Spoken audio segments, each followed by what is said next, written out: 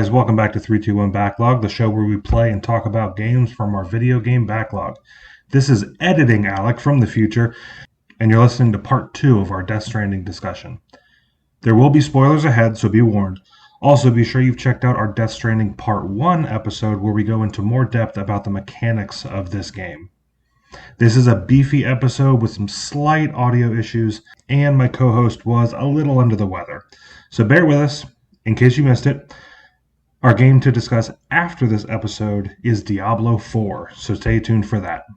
Well, that's enough for me, so enjoy the episode. I'm still sick. Are you? Really? Yeah, man. That many? It's been like 4 months. It's been 2 weeks, yeah. I think mostly my voice is kind of normal now, but I still have that residual hack and a lot of nostril stuff going on here.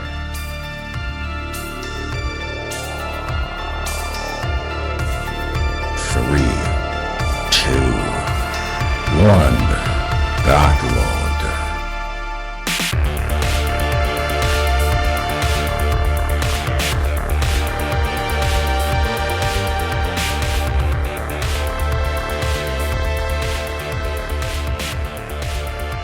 Dude, I think there's some, if anybody that's from this area, please comment below. I think there's something in the air in Blue Ridge, Georgia. Every time I get up there, I feel like I'm catching something. And then once I get down to sea level, I'm fine. I wonder what it is, because there's like pollen count everywhere. Maybe it's a specific type of pollen that you're allergic to. Maybe, I don't know. Or there's a lack of oxygen. I just can't handle it. I don't know. Looking at the allergen breakdown of that area, it shows grass pollen, which I think in Florida is a huge issue. Not so much. We don't have grass. Yeah. Ragweed pollen is none, but that's a huge allergen, and then tree pollen is low currently in Blue Ridge, Georgia. I don't know. It was something. Yeah, man. I don't know what it was. I mean, if it was, I don't think they're only at like, I think that area like 1,800 to 2,000 feet, so they're not a mile up. When I went to Colorado, Denver, I ran out of breath going from the hotel room to the car. Dude, like, it was insane. I was shocked when I went to Colorado. I didn't even think about the elevation thing affecting me, and then we got that. I talked to you a little bit, and I was like, "Oh no, now I got to worry about that, right?" Mm-hmm. And then we went, and we did some hiking and stuff, and I felt like as soon as I started to get used to it, to the oxygen demands, we went up like another 8,000 feet in the sky. And I hiked. It was part of a wedding, dude. I sat down at the end of this, like, just climbing a mountain up there, and I sat down for like 30 minutes just to like recuperate. And I mean, I'm not in great shape, but it almost killed me. I went, so the moment I basically got out of bed and started like showering and like starting my morning routine, the headache would start. Oh, and you got to drink a lot of water, they say. Yeah, all day I'd have a headache, and I was there for just a week, thankfully. By the third day before I left, like it was nuts. It would not go away until I got back in bed for the night. The craziest thing that I experienced with elevation was flying from Colorado back to Florida. Mm-hmm. It felt like the gas inside of my body was trying to make me explode. It was I knew exactly what it was, so I wasn't worried, but it was, you're on an airplane with a bunch of people, so you're not even going to try to get it out, probably. But dude, it was crazy, the amount of like, just like tension inside of my body. And as we descended, it just went away. And I was like, I knew what it was the whole time, but it's insane. When I first started my job where I'm traveling a lot, I used to do airlines a lot more, but I've gotten to the point where I can kind of drive a little bit more. So I haven't taken a flight in like, I think I took one flight this year. Would you be interested in flying more now? I mean, I don't know, not really.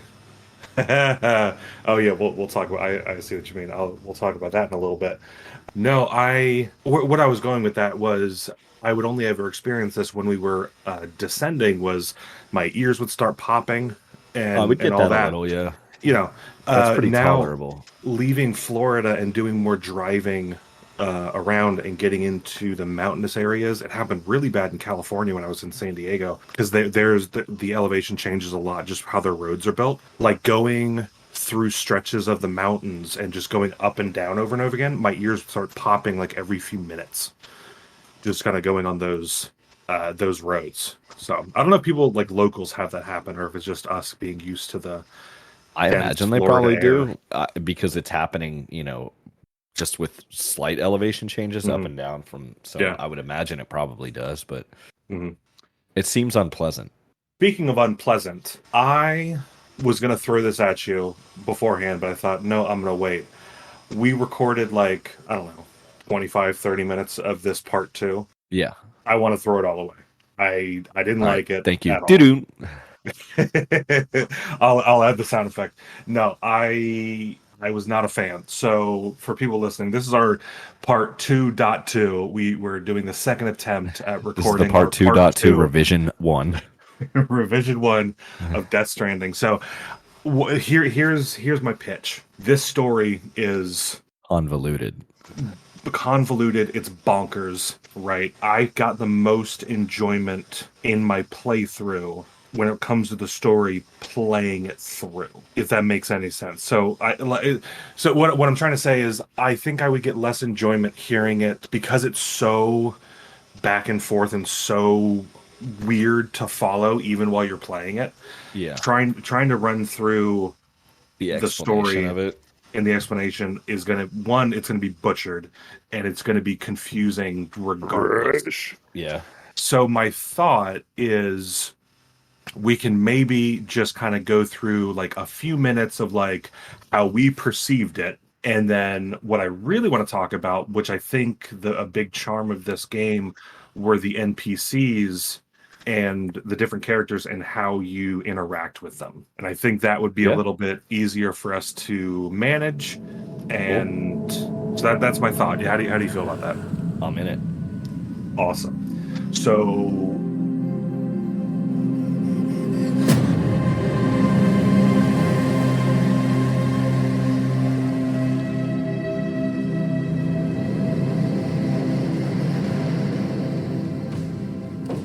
I think what I'm going to do is we're just going to go off the Wikipedia for what the basic run through of this game is, right?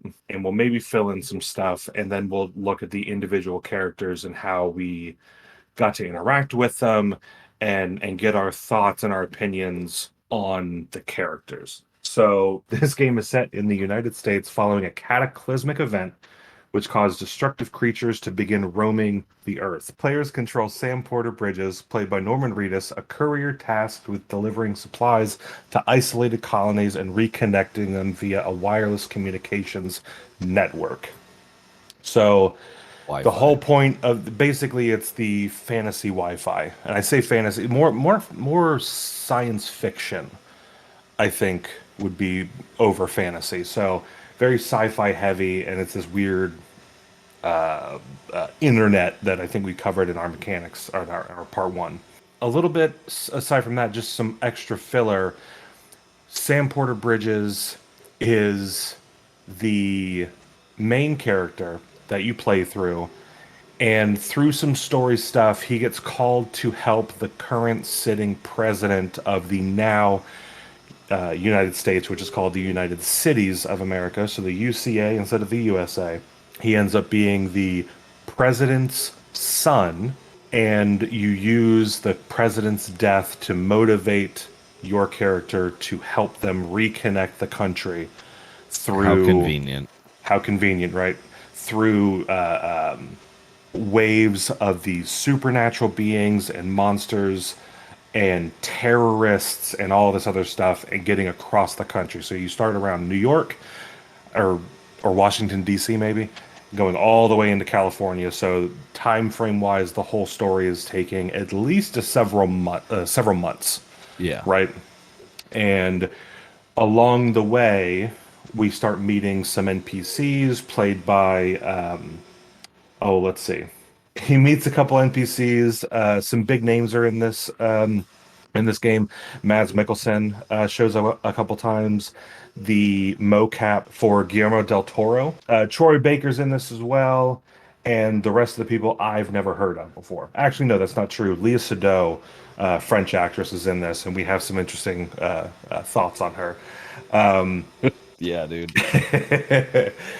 So yeah, through connecting, you meet a lot of different characters across the country. Some reoccurring ones being Léa Seydoux's character, who is fragile. Not fragile. Not fragile. Not fragile. Not fragile. Well, we also have a major antagonist who's pretty reoccurring, played by Troy Baker. Is he actually a baker? Sorry. Oh god, this is the best. Once you find, let's see, because it's so confusing. Why don't we just go over a character discussion? Each I character. think so. Yeah. I think that's a good idea because I'm sitting here thinking about, and I should have written some of this down. I'm trying to map out in my head how to go about explaining this stuff, and I'm already seeing like the stutters and the trying to piece things together. So I feel like anybody that's listening to this has either, if they have played the game, then they don't need to hear us try. They don't need to piece it together. Yeah, you've already experienced it. If you haven't played it, then I still don't think you should hear it. I think if you want to get a good dive into the story and you, for whatever reason, can't play it, I would go find some actual plays on YouTube or something and go watch like a cinematic of it. This story is very cinematic, very episodic, to the point where I believe they're working on a Netflix series. So Starring Henry Cavill. Jesus.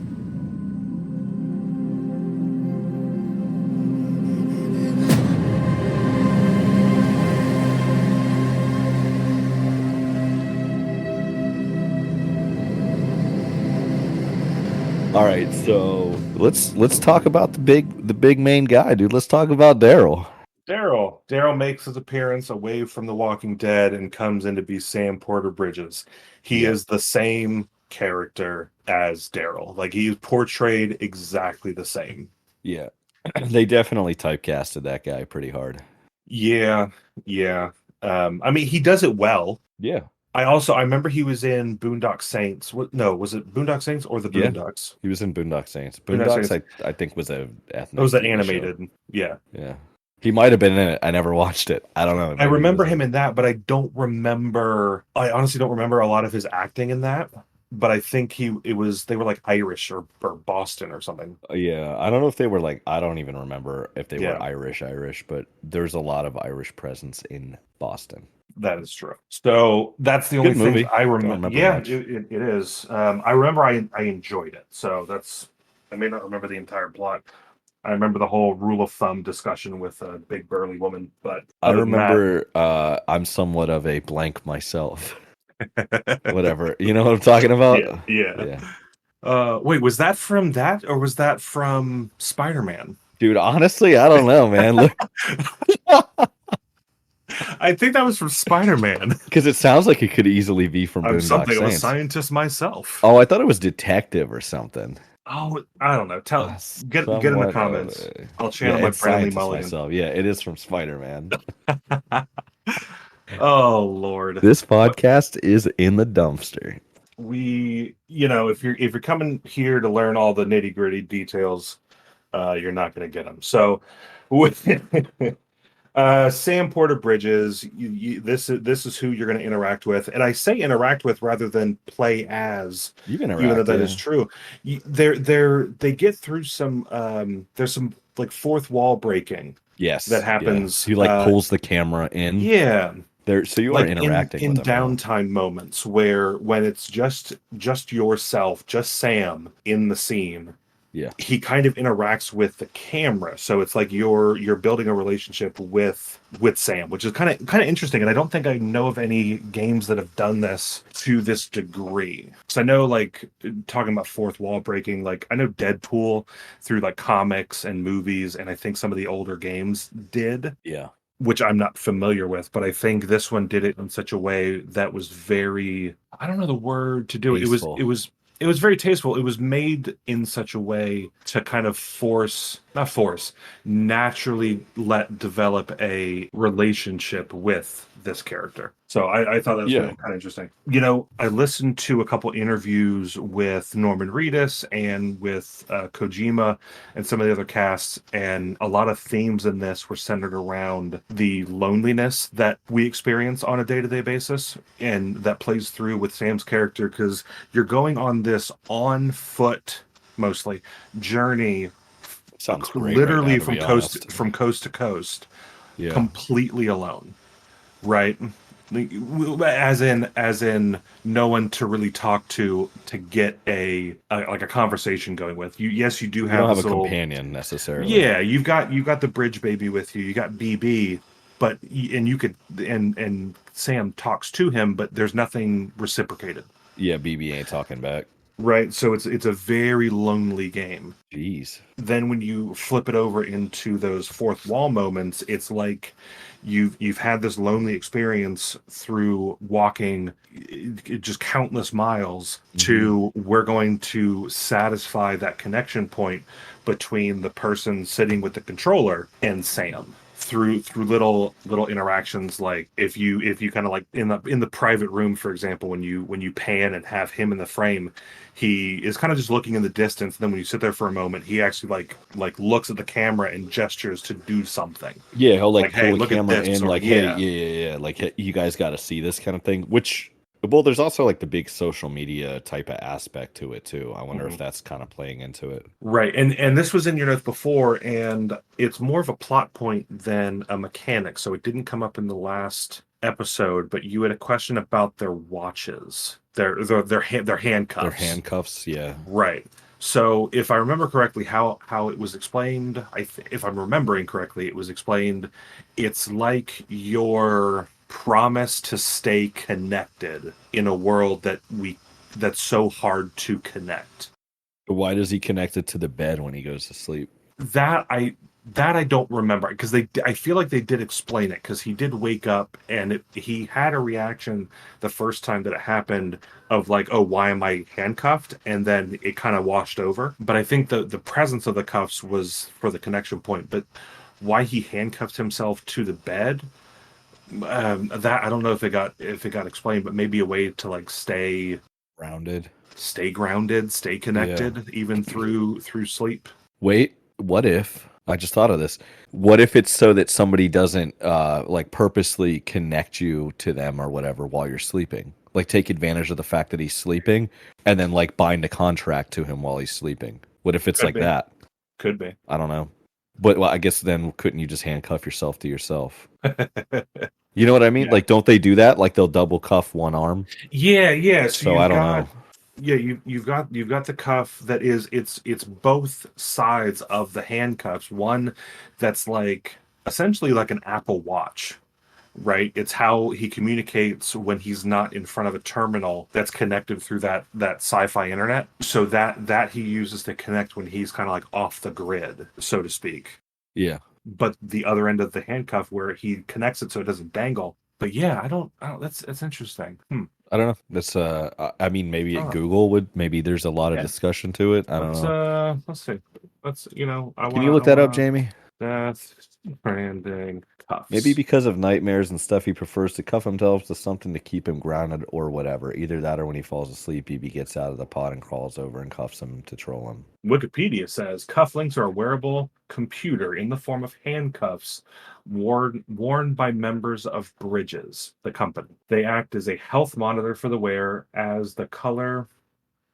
They act as a health monitor for wearers as the color of the light they emit changes based on the wearer's status. But why did he cuff himself to the bed? Seems like I'm guessing this is a quote from Reddit user Swimming Campaign. I was guessing that's how they collected blood from him when he slept. Honestly, I don't know. Huh. That seems because that's it. That's interesting because later on in the game, to get your blood bags, you have to go through the process of sleeping and resting. Yeah. So that could be a way for him not to pull away and maybe mess up the blood, mess up having it taken or something. Yeah, that's got to be it. That's interesting. Also, it's a Kojima game, is another common response. that is interesting. Helps monitor vitals when he sleeps, takes blood to transmit to the bags via the cuffs he placed, may charge them as well. It's also said that he has had nightmares since he was a kid, and they don't want to get into it in case of spoilers, but he does have nightmares and probably night terrors. It keeps him feeling safe and grounded. I feel like it's a multifactorial thing. There's probably a level of symbolism to it, as well as the physiological blood bag aspect as well. Right. For like a game mechanic, it's the night terrors and blood bag and all that. I think the meta commentary is like that Apple Watch analogy, or smart technology in general, is like it's always there, and you're kind of handcuffed to it. How many times have you left the house without your phone, gotten to where you need to go, and like you're almost to work, you get in the parking lot, you don't have your phone. Are you going to go in and work the whole day without it, or are you going to go back home, late, so you can have your phone? Never left my phone at home. I have. You're never. You're busy. You're in the moment. Like me, traveling a lot. I'll be filling up the car with all my suitcase, my tools, like everything, and then I'll get on the road and I forgot my shoes, which I told you about that. But I've had it where I got 30 or 40 minutes down the road and then go to text my wife or check up on whatever, because you're always grabbing for it, right? And never forgotten my phone, but I wear an Apple Watch, and I've left that at home and went to work, and it's weird because like I even have like a little bit of a tan line from wearing a watch all the time. But yeah, it's I get what you're saying, but never left my phone at home somehow. But it's also like it's how I play music in my truck too. So I think I would know as soon as I got in. Another example: do you use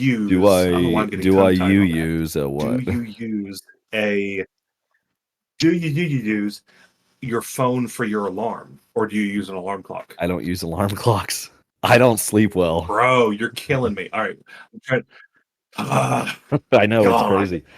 I know. Well, I've tried to stop doom. I stayed up till like 2 a.m. a couple nights ago, doom scrolling through Instagram and TikTok, iFunny for those that are insane like me. And I should be sleeping, but I've got the phone next to me. I've got the world in my hands, and all I can do is scroll through garbage. So I've tried like, let me leave this on the dresser across the room and see how I do. And it's excruciating. You know what I do? If I were you, I would. Crazy. Well, this is what I do. I just handcuff myself to the bed. No, I'll play like there's a Did You Know Gaming? They do it's a YouTube channel, but they go in very big detail about like just either specific games or game companies. Well, if I can't sleep at night, they do have a segment where it's like an hour-long video of them just discussing facts about games. So you don't even need to watch, but you can fall asleep to it very easily. I will just put on any long-form content and just let it be drone music. I used to fall asleep with the TV on and everything like that when I was younger, so that helps me not think and not watch and go to sleep. The first step is handcuffing yourself to the bed. I need to get some cuffs. So yeah, that I think is. I do have a job, by the way, guys. Anybody listening, I do have a job that requires me to be up very early. I just wake up prior to that every day for one reason or another. You've always been a really light sleeper. Back in the day, I would try making a calculated effort and attempt to wake up while you were still sleeping. When we do like sleepovers for games, to try to wake up and go do something without you waking up. Every time and it was never like, eyes flicker open and it was like just so fast. So probably something traumatic happened to me when I was a kid. Oh my god. Yeah, no, it's true, man. I sleep light and I wake up easily. But it has gotten a little more human as I've gotten older. I also have like one ear that I'm mostly deaf in. And if I happen to fall asleep on my good ear, good luck. I can give myself 12 hours, right? The alarm's set well in advance. I can still come after that alarm goes off. I can still feel like I haven't slept at all. Which there's some other stuff there. I think I got like restless leg and shit. But go to get a sleep study done. Get a I CPAP. probably need to. It's that's a big issue with a lot of people. I got fat boy acne apnea. Acne. Oh god. I got fatney.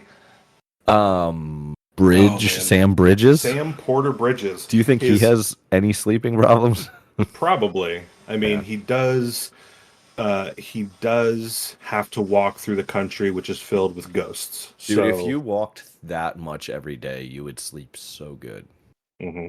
You would, dude. Sam Bridges is an exercise machine. He's definitely. You find out later on. There's some heavy trauma built in there. Yeah. So he sleeps better because of that. No.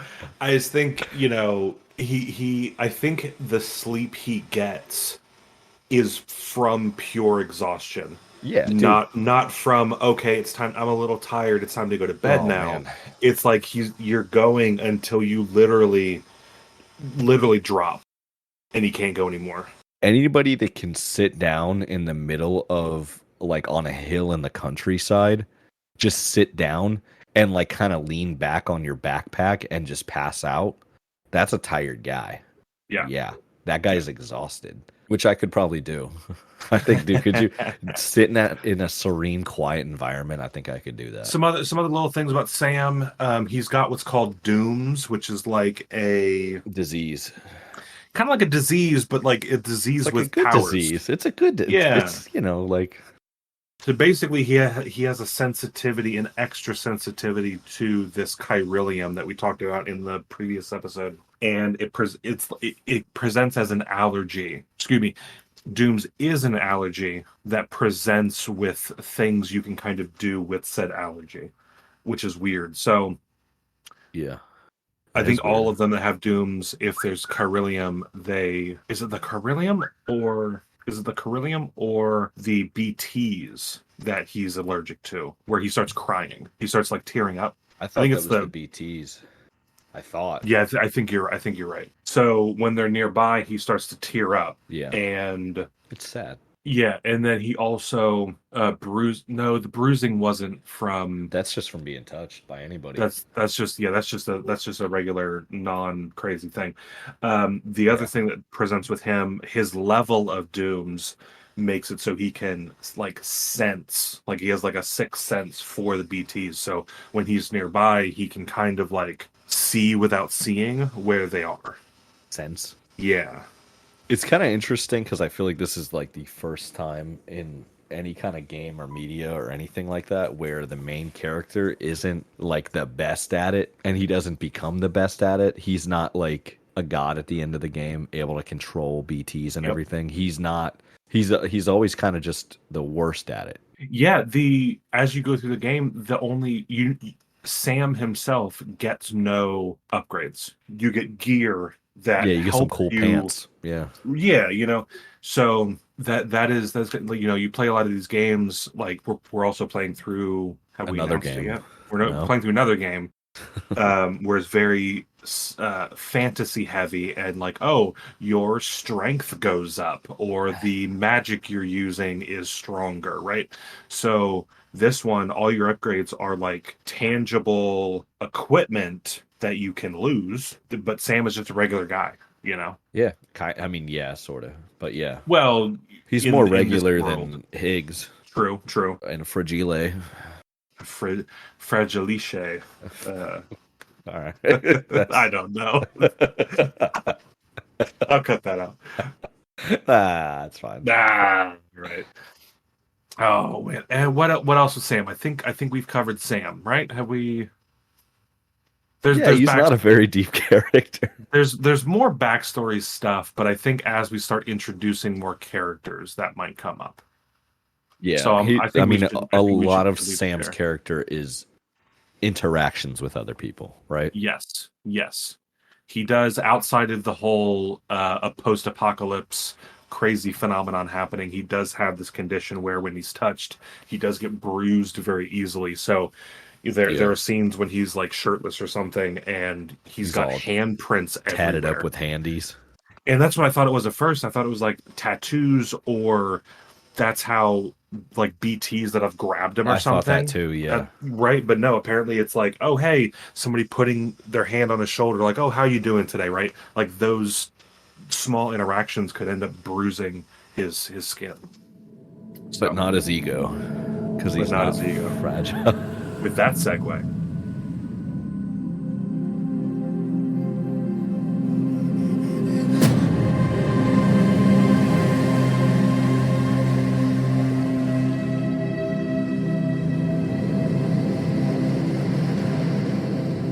You want to talk about some Fragile?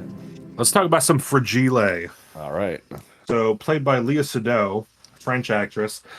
I knew her from the Daniel Craig 007 movies. She was in a couple of those. Never have I ever. You haven't seen those? Nope. He's a pretty good Bond. I think he's officially done, but I thought he did I think he was good. But she was her that. But oh my God, pronouns. But she was his counterpart, like the romantic interest in those movies. I think she was in 2. I could see that.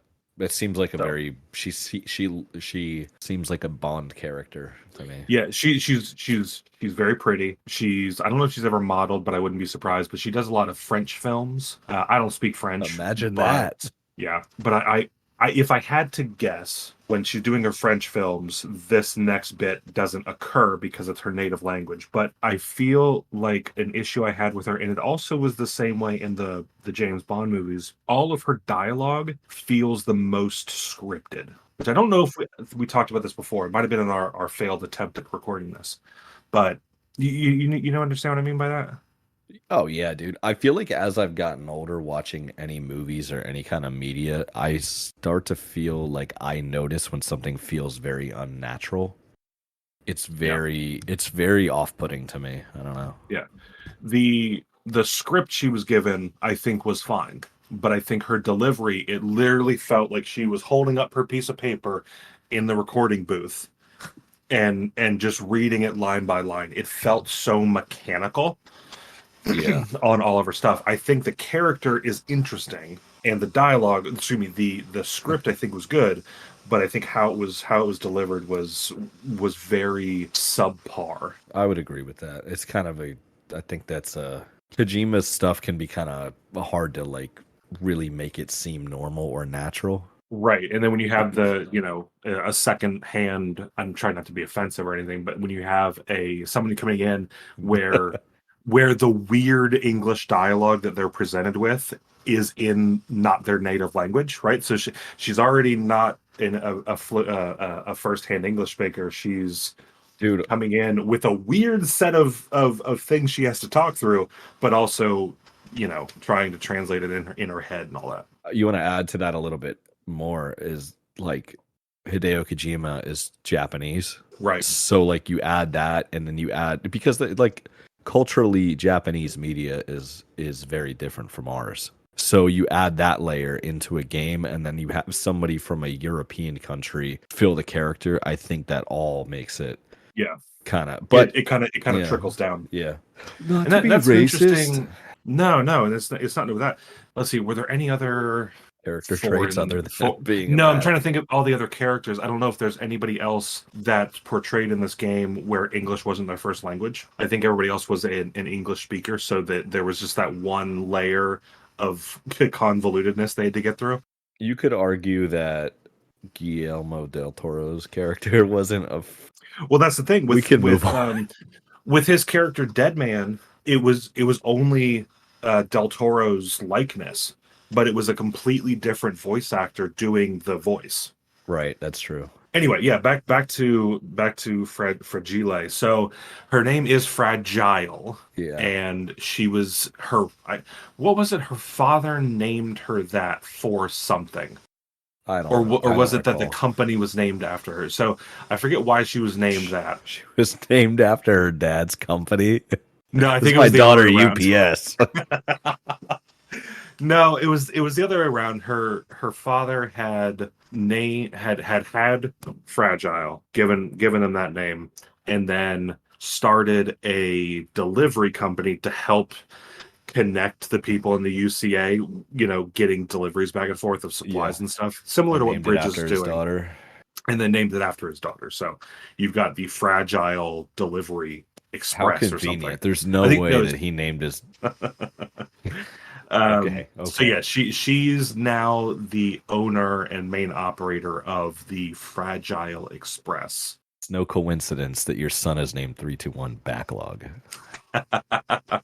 TB for short. She also has Dooms, but has she's got a higher level, so BTs are fully invisible to everybody, but they interact with the world in ways that you can see. So they do have a physical aspect. So when they interact with like the ground, you'll see those handprints show up. So they have a physical part to them, but they're invisible. So the average person can't see them. And then once you get into somebody with Dooms, Sam can sense them. Fragile can actually see them. And I think this was something I got really frustrated with. I would have liked to have seen maybe through her eyes, because there was one portion where you're kind of watching a scene that's only her, like a backstory thing. And I wish they would have shown us what she's seeing. Because what we see is very like smoky and not fully there. I would have liked to see something a little bit more. There are others way later on down the line, you get to see what they might look like, but it's never made canon, I don't think, or verified. But anyhow, her level of Dooms, she also tears up. She can see what they look like. She can see them. And something else, she wears this like full leather bodysuit. Oh, very cool. And carries an umbrella. So... yeah. Why not, right? So you've got Lea Seydoux' character in a full spandex suit with like little spiky shoulder pads, and she carries this funky umbrella, which is like pieces of like it looks like triangular glass ever. Yeah, it's just to protect her from timefall, the funky rain. But I guess which not I don't think is 100% true, because I think it is a teleportation device. I think it helps focus where she's going. Yeah.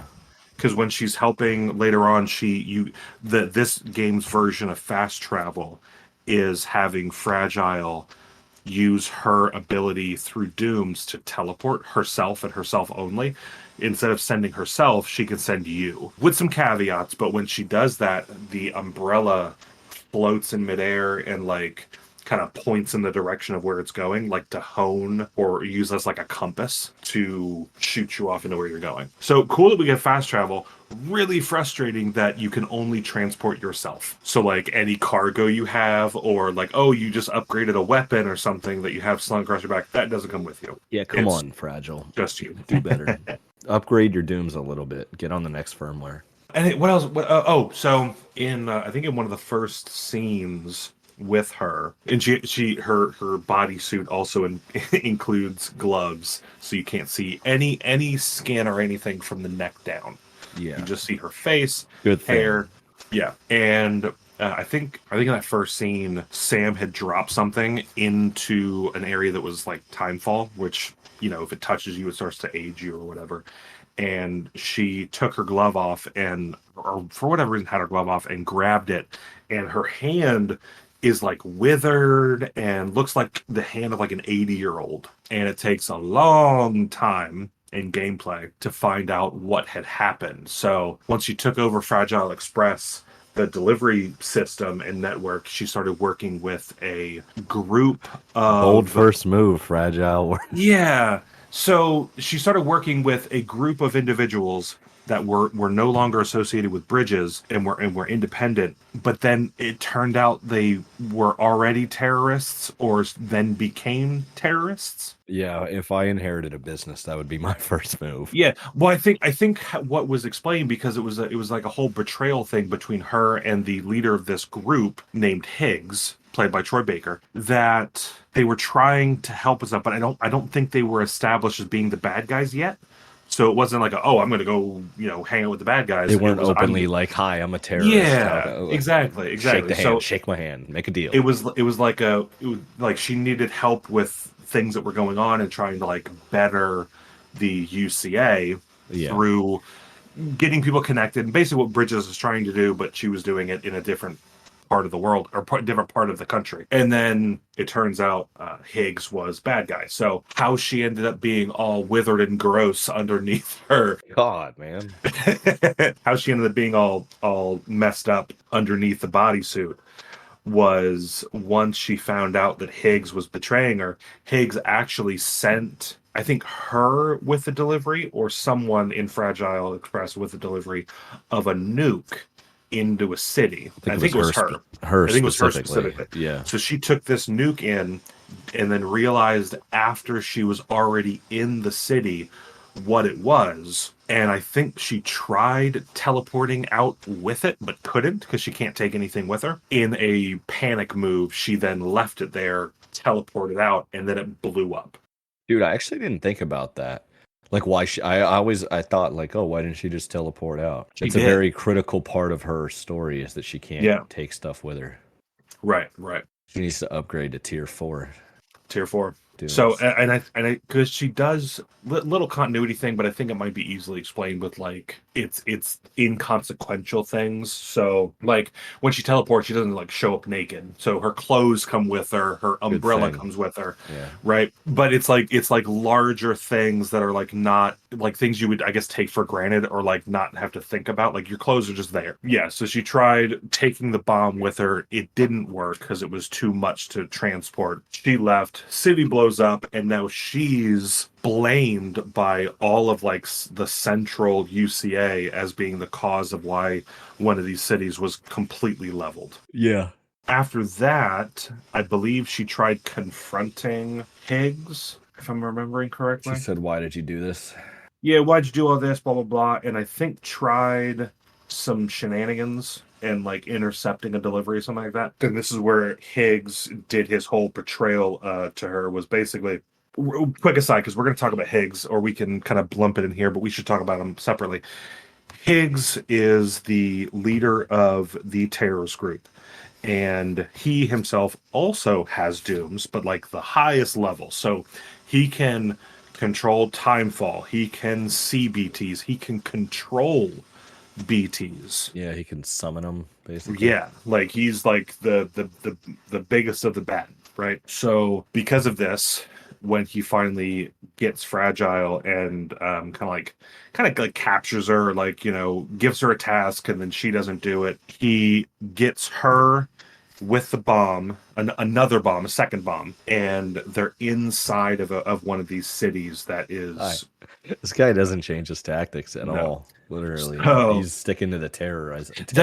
It's very weird. And bombs are like just laying around, apparently, because on multiple occasions you end up transporting bombs. I don't know if you noticed that. They're like 5 or 6 times you end up having to transport a bomb. So in the United States.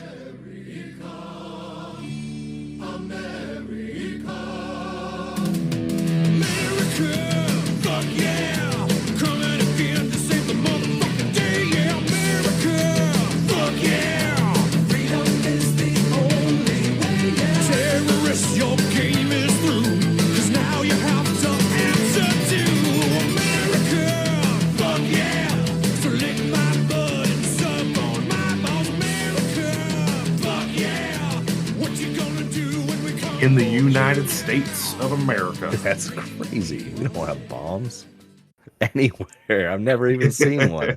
Anyhow, so he's trying to do, blow up another city. He's got the bomb, he's got Fragile, and he's basically like, look, so because you're not playing ball, you can take this bomb and you can teleport away like you did before, or you have to get it out of the city or it's going to go off. He had her stripped down to just her skivvies, her underwear, gave her this bomb, and made time fall start. So that's what he does. He does that, right? Yeah. And basically the idea was the reason her face isn't messed up is, and by the way, quick aside, Higgs also wears a mask. One thing Kojima has been doing in this is that anybody has a secret or something they don't want to reveal to everyone, they wear a mask. So you have a couple characters that are masked throughout the game. Higgs is one of them.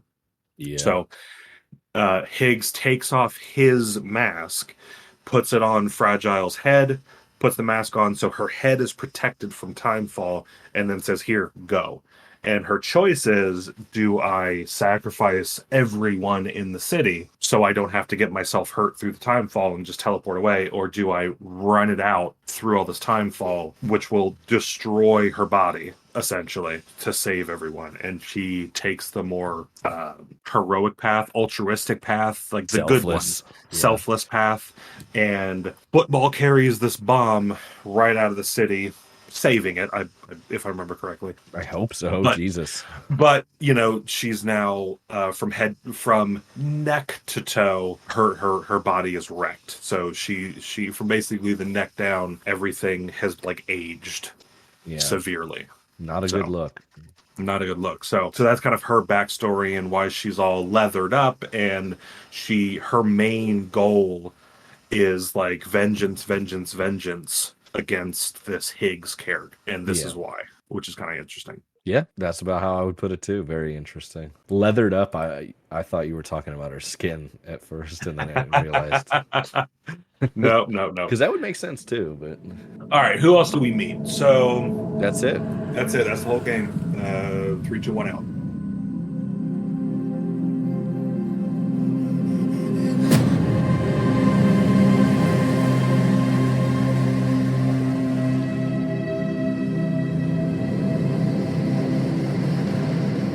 Okay, so in the order in which we're meeting a lot of these characters, I'm going to jump to, I think, my personal favorite, if not tied with another, Mama.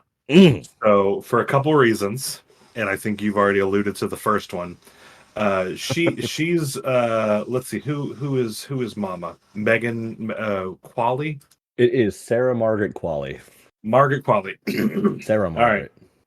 So you've alluded to the first reason, played by Margaret Qualley. I need to see her in more things. She's great. She's very pretty. She ends up playing two different people. The first of which, it's a set of twins. Spoilers.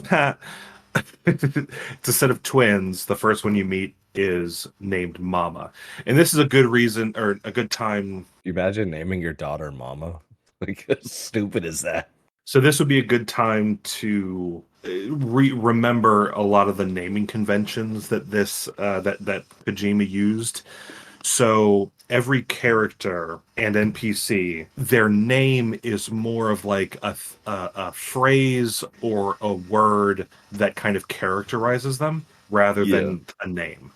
So her name is, I think, Malingin, and she's one of two twins, but she goes by Mama for reasons we'll discuss momentarily. So she's been one of the characters you only talk through your cufflinks for a while, and you finally get a chance to meet her, and she's in this like partially collapsed building, which has kind of like been made into like a workshop, and she's unable to leave because she has a baby BT. Did you get into that storyline at all? No, not at all. To reiterate, I did watch some explanations of the game and the cutscenes and the storyline. So yeah, I did know that, but I didn't experience.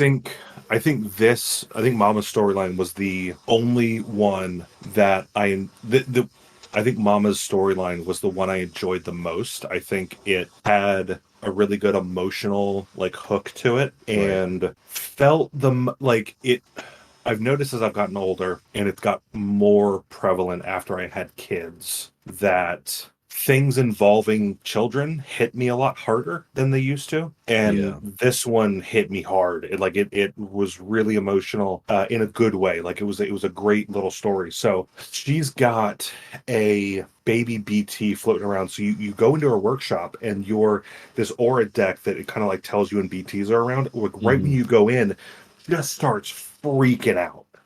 And it's like, oh shit, what's happening, right? So it turns out that there's this little floating baby BT, like a fetus, like very tiny, and it's attached to mama. And it's like it's her baby. And what we know about BTs was they were someone who have died, and the BT that you're seeing is kind of the state they were in when they died. So if they were an adult, you're seeing an adult-sized person, but out in the world you sometimes run into adult and little infant versions where it's like, okay, this was a pregnant mother, a BBT, a BBT, a baby beached thing. So essentially what happened to mama, the building she is in was the hospital she was going into for her scheduled C-section of her child when all the terrorist shit popped off that started this whole big bad part of what the US is now. Right. And she's in the building, all these bombs go off, and the building starts collapsing and basically traps her inside. And she's there for I don't know how much time, days, maybe weeks. I think it might have been days. But she then has the baby, but can't get to the baby because she's stuck. And the baby dies, turns into a BT, but it's still attached to her. And like that was nuts to me. Yeah, so it's kind of an interesting, because I mean, I feel like that's a very specific circumstance to occur, so it's pretty interesting. So yeah, they finally, the rescue parties come through, get her out, and then the all the BTs are trying to cross over. Right, they're BT. They get to their individual beach and then go on through the seam and then to who knows what, right? But this one is still sort of like stuck to mama and can't really pass on. And in it's not really explained, but it's kind of inferred, like the reason that mama's not anytime a BT touches a person, a void out happens, because you got this like antimatter and living matter, and they cancel each other out, big bad things happen. She's touching this BT and doing all this stuff and nothing's happening. So it's like, because it's hers and tied to her in this weird way, or this very special way, the normal chain of events that have been happening all over the world aren't happening to her. Yeah, she's a special circumstance. It's very interesting. It comes out later on that Mama is a twin. Her twin is named Lochna, and she is the leader of a different distribution center that you have to go help later on. Basically, the how it's explained was they were both. They were twins, and when they were born, they both had reproductive problems as they grew up. So each one of them individually were not able to conceive for a different reason.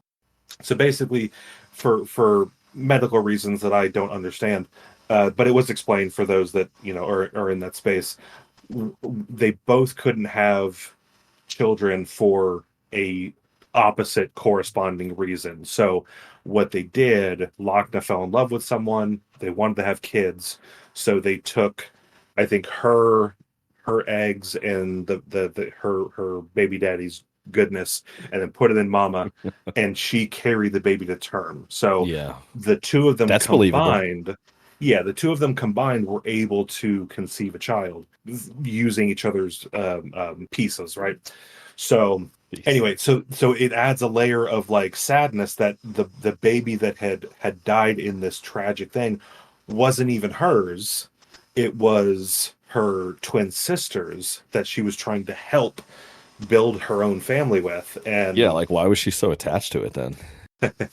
Well, so how it was kind of how they brought it about was basically how I interpreted it is mama also sort of died when the building came down, and for whatever reason this building was like it was almost like she was stuck in time, like biologically. So her body was trying to finish the process of dying.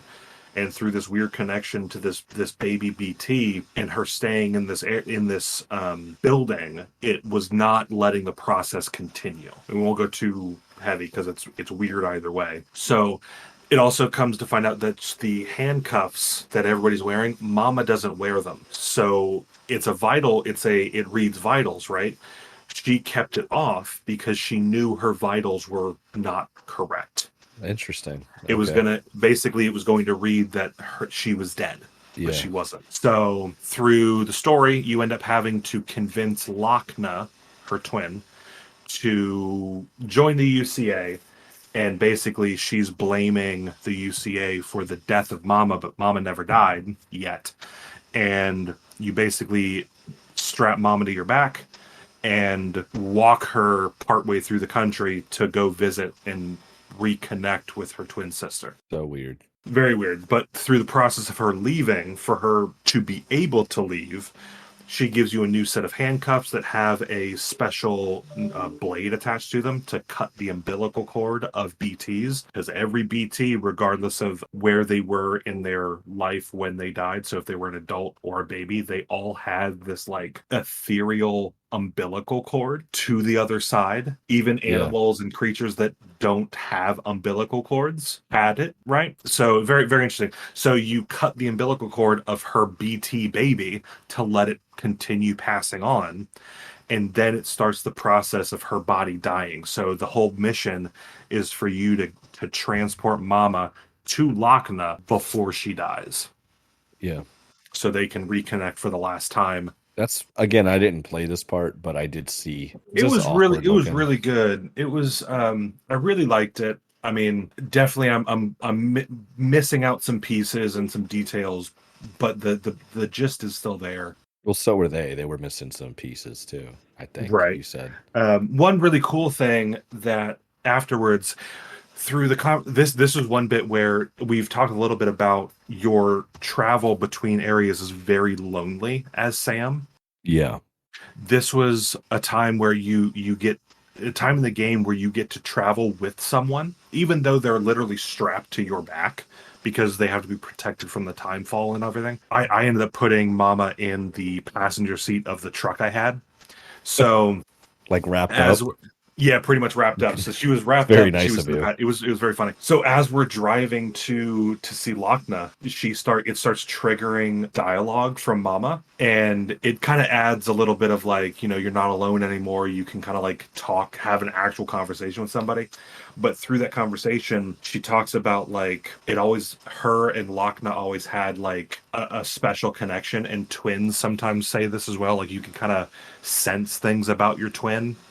Right, but theirs was like even more so. And when she quote unquote died or didn't die, that connection was severed. So she's been without that twin connection for so long. But before that, they always felt like two parts of the same person, and they kept bringing up that theme of like they were really one person split into two pieces. Right. They had different color eyes, which was interesting. I think one green, one blue. They each had a set of their own colors. Yeah. For a time being. For a time being. And then once you deliver her to Lochna, they have their moment, and then Mama ends up passing away. And then the next time after that, when you meet Lochna, when you have a conversation face to face, which again, that's odd for this game. You don't normally get to meet people face to face. Right. Lochna has two different color eyes. Like they've since rejoined to become one person again. At least on an ocular level, yeah. So yeah, that I think was my favorite story bit between like for an NPC. I think that was probably one of the best fleshed out ones. I did like Hartman, which we'll come up to in a bit, but Mama was, I think, my favorite little section of the game. Sorry, I missed it, but I think I did grasp most of it. Like I said, the videos I watched were pretty good. Yeah. And just to reiterate, I am happy that I didn't finish this game. It was a lot. I'm actually, when I started this game, I didn't know what I was getting into, got really frustrated, and then kind of recalibrated, which I've said this a couple times. I kind of like recalibrated my expectations, and then I ended up really liking the game. So now Death Stranding 2 is, on the horizon. I think the reason it was free, the Death Stranding 1, I think the reason it was free is because 2's on the way. Yeah. So I'm that's going to be like, I'm going to get it when it comes out. Like, it's already. Like, Put it on your backlog. I'm a backlog already. So I'll play. I mean, yeah, I'll play it. I guess. Is it okay to do that? Is it okay to? I don't know. Well, Expect in the trailers, expect the weirdness and everything probably to get turned way up. Have you watched the trailers for it? No. Oh man. So I don't know if I'll leave this in for this recording, but fuck it, who cares? Yeah, just leave it in. There's a chance Higgs is still around. In Death Stranding 1, the one we're discussing now, he never dies on camera. His name is Solid Higgs. Liquid Higgs. Liquid Higgs. No, so he's basically killed off camera. In any type of media, nope. It's not real unless you see it, right? Nope. So there's a chance he's still alive. Fragile doesn't have decrepit skin and also has short hair. No, she already had short hair, but she's smooth. She got the smoothness back. So there's something there. Lou is back. Yeah. Which I don't know if you know who Lou is yet. Lou should be back. Yeah, I think they're going to be a main character. It's real fun. So I'm excited. I'm real happy. And there's some other stuff that they kind of teased at. But anyway, back on track. We're going to get through it. So basically, after the Fragile chapter, the chapters start moving along very quickly. That was like the most grindy one. And like, so for me, the timestamp of when stuff stopped going from like a huge grind fest to a game that was worth playing, Mama was kind of that like turning point. And it got really interesting past Mama's chapter. Like as Mama's chapters picked up, that's when it was like, I'm really, really enjoying it. Yeah, I found it strange then, like just if you're talking about connecting the networks, I feel like I'd connected like 70% of the US by chapter 3, the UCA, I'm sorry. Yeah. By chapter 3, and then it's crazy to think that there was this much that went on after it. So obviously getting to the other coast wasn't like the end of the game, or getting everything connected wasn't like, you're done, thank you for your once service. You connected, there was a good, I'd say 2 hours after that, easily. And I think they kind of tricked you a little bit, because when you got to the central region, whole game is a trick. In Fragile's chapter, the preppers, the solo individuals that you were connecting, like every single one of them said no unless you do this thing for me. Right. I don't like people. So it's like, oh, yeah, we have a task, but then you have to go visit these 3 people, but then each one of them are going to give you another task to then, you had to go through that. And then when you get to the next section, you kind of had the feeling of like, I think the dialogue went like, oh, hopefully they're not as bad as the central region, but they all said yes, no matter what. So I feel like the Fragile chapter kind of set you up to think you were going to have all these extra bullshit quests to do. Right. But it didn't. Everything was like, as long as you get there, it's a yes, I'll do it. And it lets you move on. So I think by then your priorities are starting to change. Yes, you want to make sure that you're getting the UCA connected, but you also have subplot and fucking terrorists to deal with.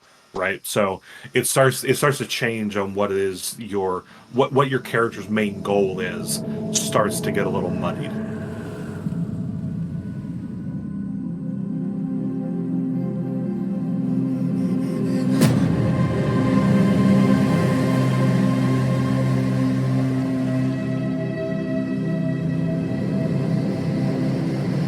Okay, so I skipped when you first start to interact with Mama. You go through, Kojima, you go through a big tornado storm into like World War One. Wow. Yeah. I might have gotten this opinion from someone else's opinion of it, but I feel like they just did that to add action to the game when there wasn't action. Yes. In a lot of ways.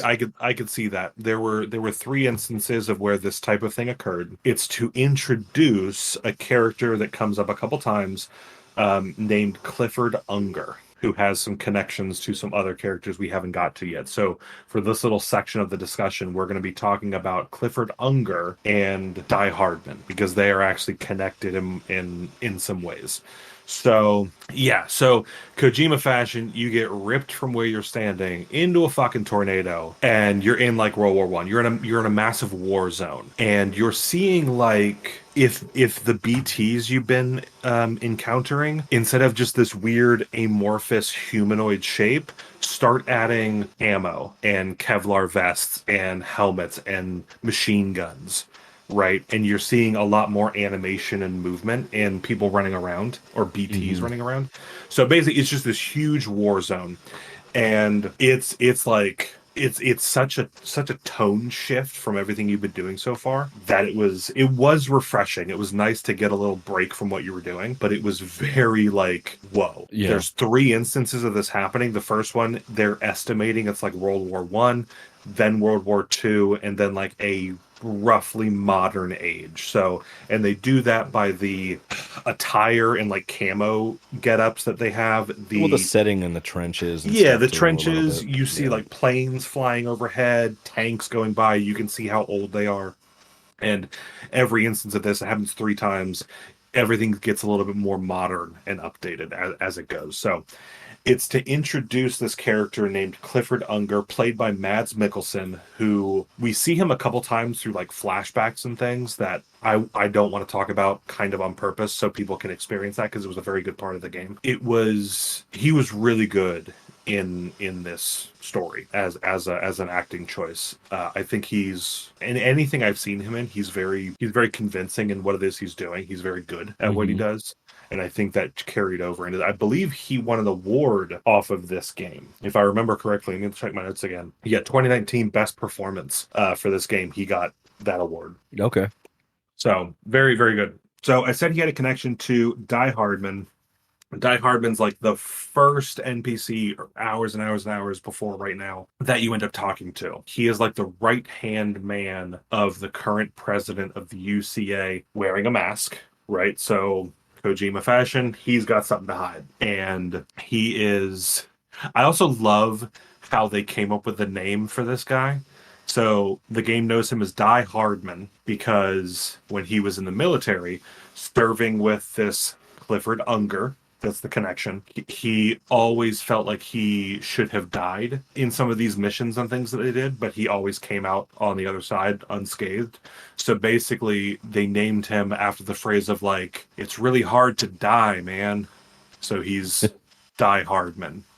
Dying is hard, man. That's what it is. Yeah, dying is hard. Dying man. is not easy, man. Yeah. And you said that's played by Bruce Willis. It's played who plays him? It's I forget. Let's just go with Bruce Willis. Yeah, but Bruce Willis, surprise appearance. I don't want to get too in the weeds with this guy. So he's got something to hide. Effectively,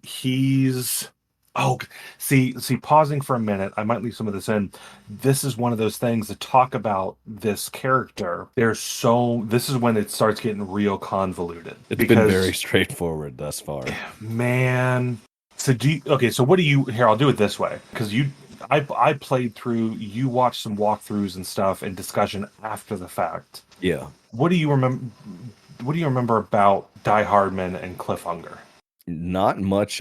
I remember more about Clifford, but not a ton about Mr. First Name Die, last name Hardman. So, all right, let me see if I can break it down in the most simple of terms. Clifford Unger. Oh man. Oh geez, Cliffy. All right, we're gonna pause for a minute. I'll probably have like a record scratch.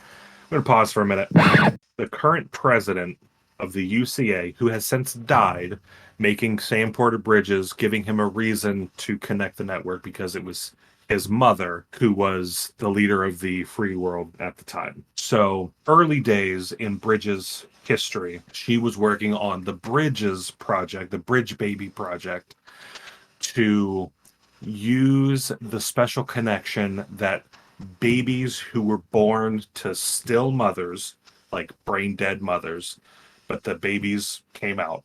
They have a weird connection to death. and the other side, similar to Mama and her baby having that weird, like, are we dead or are we not? These bridge babies, it's the same thing. You've got a woman who's pregnant, who's either in the process of dying or has gone brain dead. They take the baby, put them in these little funky contraptions, and then you have this like biocomputer of a thing that can help you connect to the other side through seeing these BTs. So Bridges fun was the kind of the starting point of these projects. And Clifford Unger, not knowing the intention of Bridges, brought his dying pregnant wife to Bridges for help, and his baby became the first BB, Bridges baby. So I said I was gonna gloss over it, but I lied. So through the game, bother me if I don't. You're through the game. Anytime you come out of your private room and it's doing its like loading screen, it smashes to a cut scene, right, of the perspective of the Bridges baby looking through the like little pod that they're in, and you're seeing Matt Mikkelsen's character Clifford playing the father, kind of talking to the baby, or like looking over this like big pod, which is where the still mother was, or like walking around the room listening to music, just like these like partial segments of a larger scene where Mads Mikkelsen is in like an operating room. Anyway, so the reason Clifford Unger is even there in the first place is he was looking for help. Bridges lied and basically experimented on this little process using his family. Not cool, right? So as things pop off and go crazy, you find out that Die Hardman served under Clifford Unger in the military. I don't think they specified which branch, so sorry guys. Thank you for your service. And then he tried to help, things went wrong, and it led to Clifford Unger dying. So one thing they kind of bring up in another character's arc, which is Hartman, that each person's beach most of the time is unique to that person. And Daryl likes whales. So what ends up happening is when you get large groups of people that die together, or that die in a common shared way, their beaches can like commingle and intertwine. So say that hospital where Mama was, a bunch of people died all at once, they would all show up on like a shared beach walking towards the scene, right? But what they're saying with Clifford Unger is military personnel, through the difficult times they go through, which can result to their death, they end up, their beach is like a battlefield. So through their life they're fighting, in their death they're fighting, trying to get to the scene, which is kind of interesting and sad at the same time. But so every time that you're ripped through this storm to interact with this World War I, World War II, and so on, you're in a war zone, which is the beach of a lot of military members. And this is where you meet Clifford Unger through Sam's perspective, which is through this war zone beach. So have I made a full circle? So do you have any thoughts on that? You were no. I think it's interesting, the idea of they're playing around this idea of not necessarily an afterlife, but a transitional period. That's what a lot of this game is playing around with, which, real world views, we're trying to keep it in the game, but it's definitely an interesting thought, for keeping it to this game. So we're on the up and up with everybody, how it distinguishes between, everybody just happened to be in the same circumstance. So like a building collapsing, you just get everybody there regardless of their background, versus how Clifford Unger met his demise. He was by himself, though he still went into a war zone. Is an interesting thought in the confines of this game. Yeah, I don't think I got that necessarily. So yeah. I guess in a retrospect, it kind of pieces it together a little bit more. Yeah, so I believe the times you met Clifford Unger through the war zone, it was near Mama's chapter, and I believe near Dead Man's chapter leading into Hartman's chapter. So it kind of is, so basically through the story, you're finding out little bits and pieces as you go, and in between those war zone visits, you're learning more about other main characters, and they kind of give you more info as you go. And when he gets to Hartman, who by the way is a quick like jump ahead to him, everything that he like suggests or hypothesizes about the Death Stranding and like all this stuff in this world, he ends up being like 99% correct in his like hypotheses. So a little interesting tidbit there. So yeah, I think that covers up, but basically Clifford Unger and Die Hardman.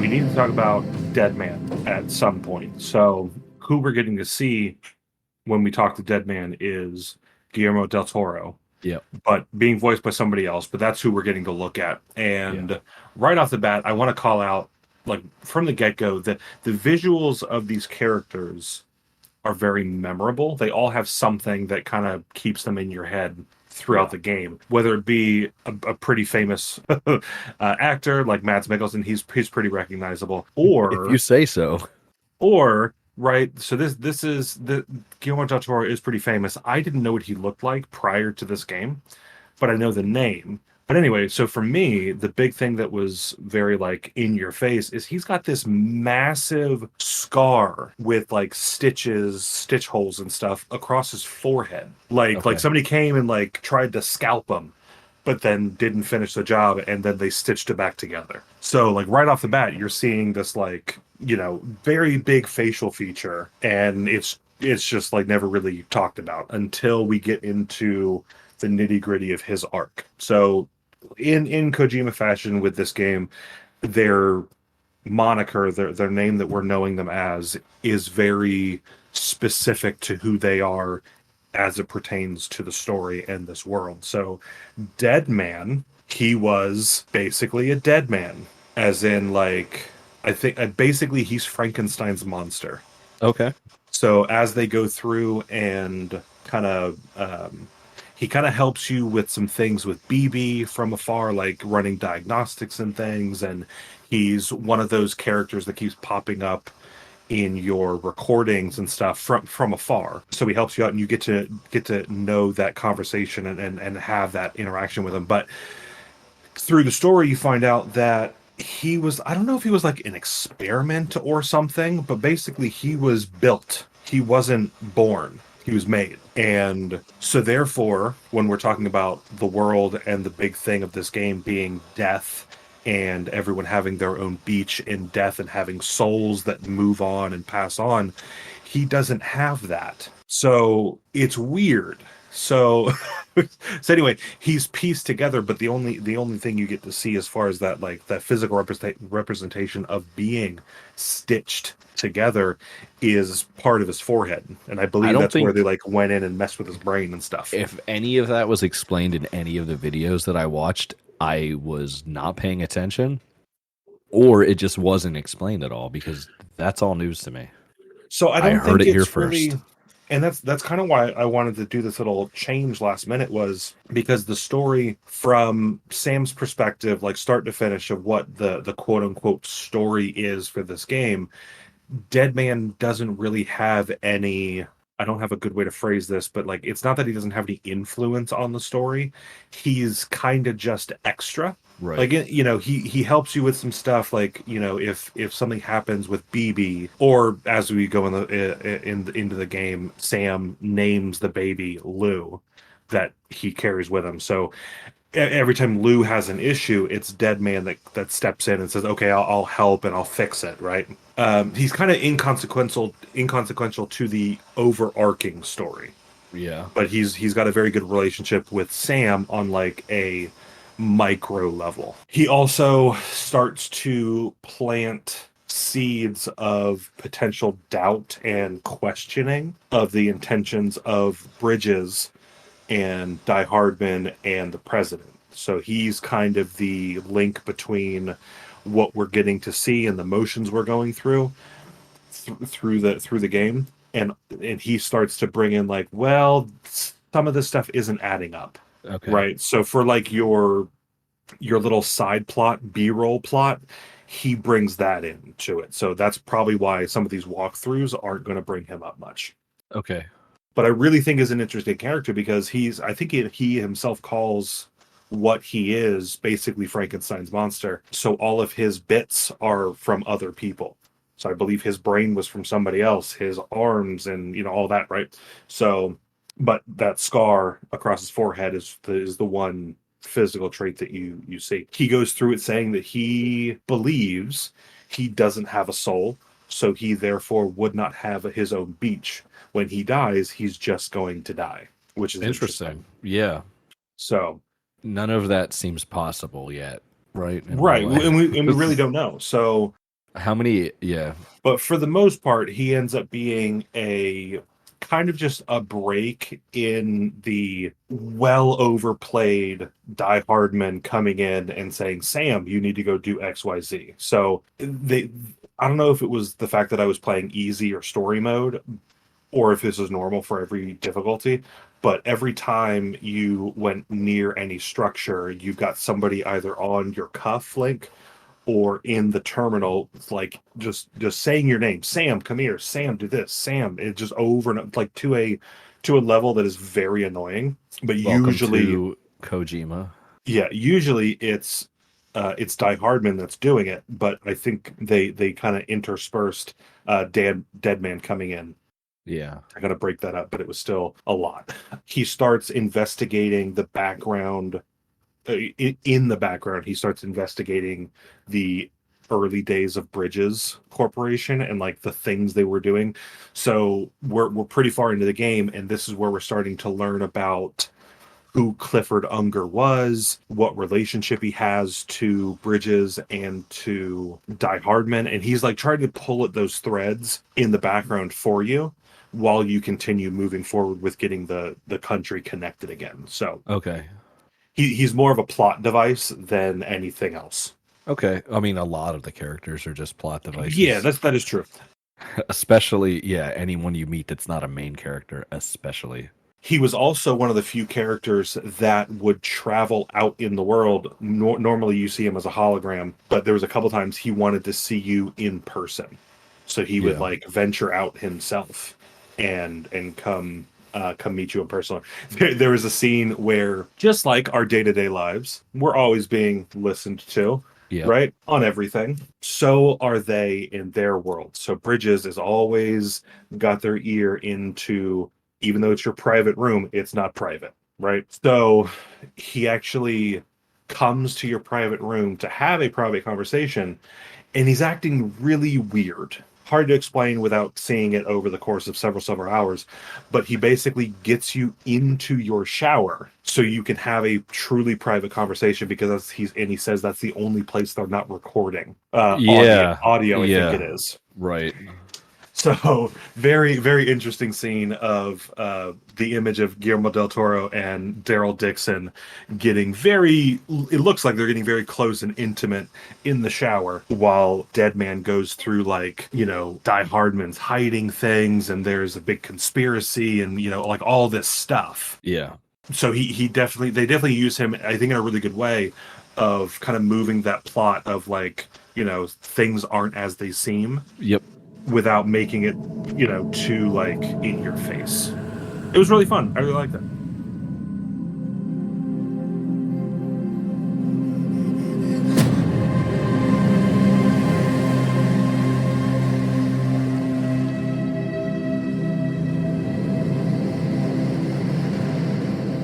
That's going to move us over to Hartman. So we get into Hartman when we get up into the mountains.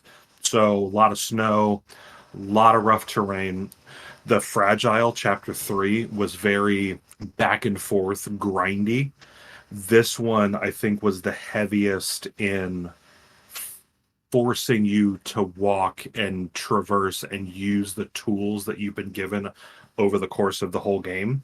You've really got to put stuff together to traverse this area. It's real tough. I ended up spending quite a bit of time setting up a system of zip lines all through the mountains. Now, do you think?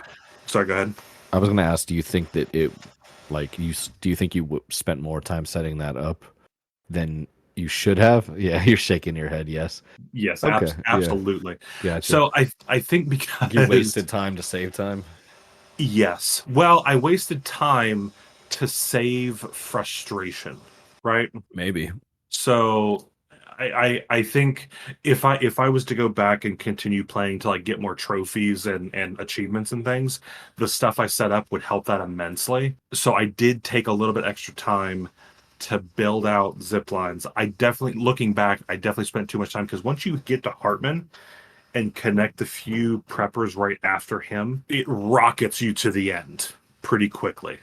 If I would have just left that alone, I would have gotten to the end several hours earlier than I did. But if I end up going back to do some more achievement hunting, it will help me out so much. So yeah. But anyway, so we get into the mountains. This would actually be right past finishing up Mama and Lochna's section, because Lochna is like right at the base of one of these mountains, and Hartman is going up it. So right after you take care of that, the first introduction into Hartman is he's very smart. He's like a scientist type, and he asks you to bring Mama's body because she has since passed, but she's got a bit of a weird thing because she's not what they call necrotizing. And we talked about this in our mechanics episode, our part 1. If somebody dies, like if you kill one of the terrorists or the mules in a lethal way, you have to go take care of their body. But Mama, you don't. She's having no signs of necrotizing, no signs of decay. She's literally still caught in time and just there, perfectly preserved. So he's like, I want to see that. I want to study it. You got to bring her, right? Give me that corpse. This I really did. I'm curious if you watched this through. Did you watch going into Hartman's house? We'll call it. Let's say no, but with an asterisk on it. I remember certain things about it. So, but give me the lowdown. Right. So I will say before I go in, earlier I said Mama's part was like my favorite, if not tied. It would be tied with Hartman. Yeah, gotcha. Hartman and Mama, for different reasons, were my favorite sections of the entire game. Hartman's story is really interesting. So it gets explained basically similar to Mama. He was he was having something done in before the collapse of society, and he ended up dying but came back. So he was in the middle of getting a heart surgery, and the hospital didn't get hit directly, but the power system powering the hospital did go out. So he was actually on the operating table, chest open, and died for like 20 minutes. And then the power came back on, like the generators kicked on, and then they were able to resuscitate him. That's a long time. It's a long time. So he's brain dead now? No, so and I might be getting the minutes wrong, but he does a pattern of something I'll explain in a minute in 3-minute and 21-minute increments, but I don't remember which is which. So he was either dead for 3 minutes and then something for 20 minutes, or he was dead for 20 and then does the 3. So it's either 3 or 20 minutes. Either way, he gets resuscitated. But while he was dead, he was in the process of going on the beach with all these other people that have, because like the terrorist bombs were going off. Yeah. So he was like on the beach and seeing all these people that have died and just walking into the water to get to the scene. And he sees his wife and child walking into the water. And he is desperately trying to. So it's a really heartfelt scene. He's like running to them, and then you start hearing like that ring of the. I don't know if this. Have you ever? You're. It's no surprise. You're a nurse. I think we've talked about this so far. Have you ever been in the room when they shock someone? Yeah. Does it make that I whine have, yeah. noise? Does it make that like that? So I've never had anybody manually defibrillated before. It's always been done by an automatic version. Right, but after there's still a wind up, but no, it's usually just a quiet room. Okay, so but I know from movies Hollywood and does stuff, we're okay. very familiar with the frequency. Yeah. Okay, so that's what you start hearing that noise, and then you hear the shock sound, and like while he's on the beach, he's like being ripped backwards because he's being brought back to life. Yeah, that sounds pretty cool. He keeps running forward and then shocked back. It's a really cool scene and also really sad. Yeah, I got like a little chills. You just telling me, you know, that like just the thought of seeing that. Yeah, that's pretty cool. I did not see that scene, but maybe I'll go back. It was amazing. Snoop that. So you are bringing Mama's body, and you get up to the terminal. So far, every time you come up to one of these prepper stations or a distribution center and go to that terminal, like the hologram of somebody will come up on the screen. That's like almost 100%. That's usually what happens. Except with Hartman's, he's got like an automated system. So it's like, you know, like a robotic voice. Oh, thank you. Put your thing here. Do this, whatever. And then you do that. And it's like, please follow the line or whatever to the right or whatever. And it kind of like tells you to walk away. And basically, instead of leaving like normally do, you turn off and basically go into his house. So it's the first time you've gotten to actually go inside of one of these buildings, which I wish they did more of, but that's beside the point. And it starts this cutscene of you kind of Sam's walking in and kind of looking around. You've got like, it's very like smart luxury, like a lot of books, shelves, and low lighting, some minimalist chandeliers and things. Like somebody who's smart but also wealthy. Like imagine that for like a decor, right? Anyway, you're walking in and just like that with a husky toolbox in the background. A husky toolbox bar. So anyhow, you're walking in and then right off to the right, Sam gets like startled. There's like a life-size BT model, like a mannequin, but it's a BT. So, and it's cool. So I wonder if this is what Fragile and Higgs with Dooms that can see them. I wonder if this is what they're seeing, but it's never like confirmed. But they're like, so take like a person and they're floating off the ground and they're like dripping with stuff, right? They're featureless, except for you can see basically a head, shoulders, arms, legs, but they're floating off the ground. And it looks like everything's like melting off of them, but very like skin colored. It's gross, right? So you see that thing, and then there's like 3 or 4 of them in the room, like on display. Interesting. So it's really weird. Anyway, so you get farther into the house, and you see Hartman over by this big, gorgeous window overlooking this lake, frozen lake. And he's hooked up to like an IV. He's got this thing on his chest, and he's just like in this chair. Looks like he's asleep. And this counter comes up on the bottom of the screen saying like resuscitation in, and then it's counting down. And once that timer goes, he gets resuscitated back to life. And turns out, ever since he's gotten to where he's at, his daily research is on a cycle of 3 minutes and 21 minutes. He's alive for 21 minutes. Then he puts himself into cardiac arrest and then goes and searches the beach for his family for 3 minutes in our time, but he's there for like days at a time because like time works weird or whatever. I don't think that's good for your body. Probably not. He does that every day, 24 hours a day. And I forget what the number was, but he's like almost to 1 million times he's gone to the beach and back. And that's why he's called Heartman. So he uses that like the experience he had to basically recreate those conditions so he can continue to research and search for his family. Yeah, I think you would do that maybe one day and you'd be actually dead. Right.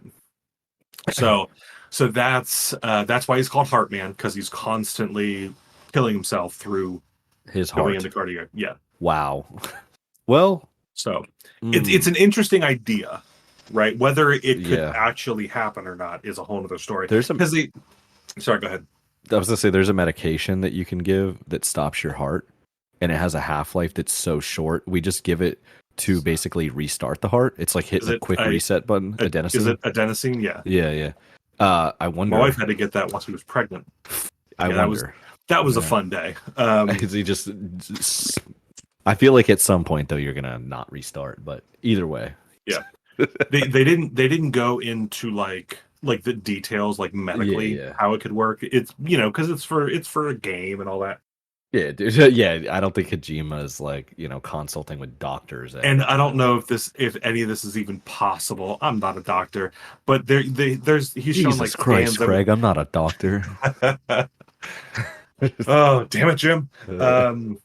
So he shows like a picture of like a scan of his heart, and it's like slowly changing shape into like a heart, right? Like what we draw as kids. Yeah. Also, the lake behind his house that is frozen is in the shape of a heart, which is kind of cute but weird.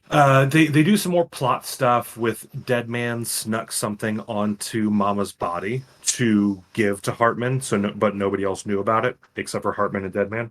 They start talking about, and again, I cannot stress this enough, this goes into the weird, convoluted story that is Death Stranding in Kojima's brain. So they, for the first time, bring up the concept of what's called an extinction entity. Right.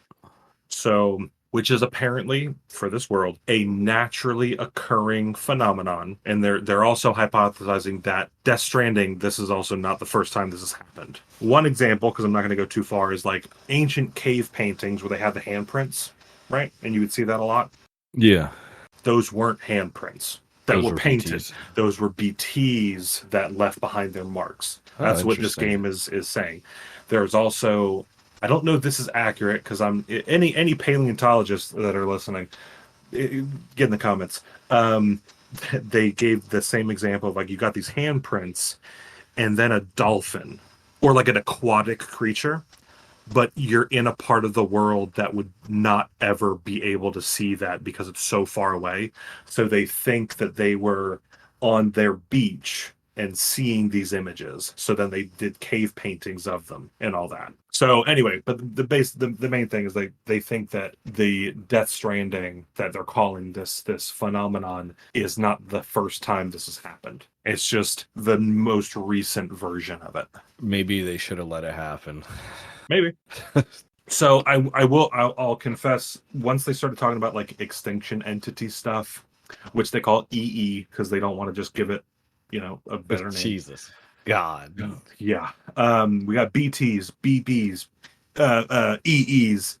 Coming from the game, Silent Hill game called PT. Not a joke. Right. Oh, man. So basically, they start questioning if a character that I have yet to explain who the hell they are is what's called an extinction entity and not who they say they are. Oh, that's Hartman. So before we move away from Hartman, the character I have yet to mention this entire time, who you encounter in the game, like in the first 5 minutes, is named Amelie, which I hate how they pronounce it, is named Amelie. And this is said... Amelie? How would you pronounce it? It's... Amelie? Yeah, I guess... Not Amelie? It's just... Not that Amelie. It's not a name that I've ever heard before, and it doesn't roll off the tongue, Like Emily. It just sounds like you're mispronouncing Emily.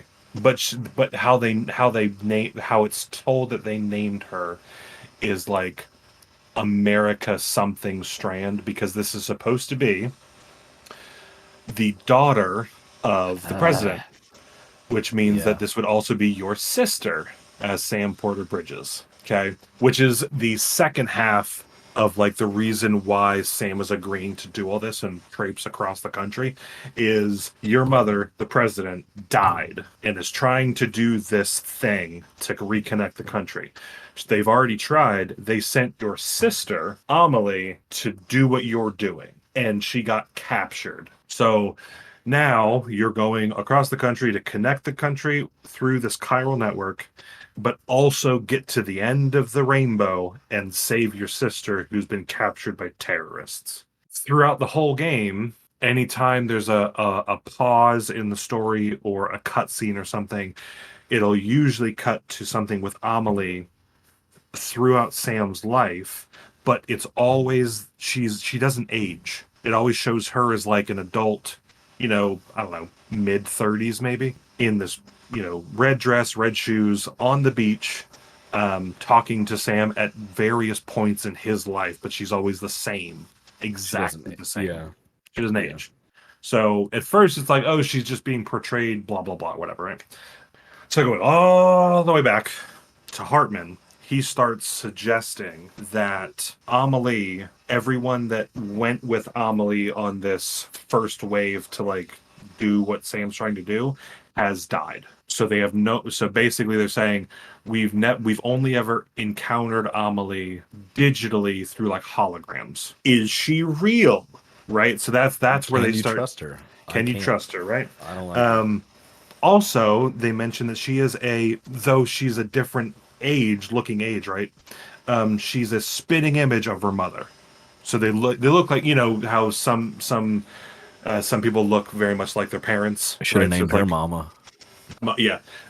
So Bridget and Amelie look very, very similar. Yeah. So just, good genes, whatever. So anyway. Sure.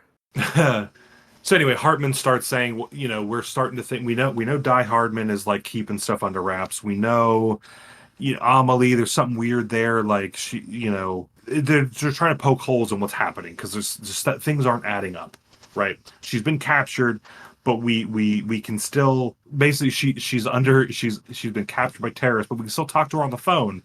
Why? It's just weird. They're right? not really. They're nice guys, dude. They're just nice, right? They're not jerks. They don't want you to like.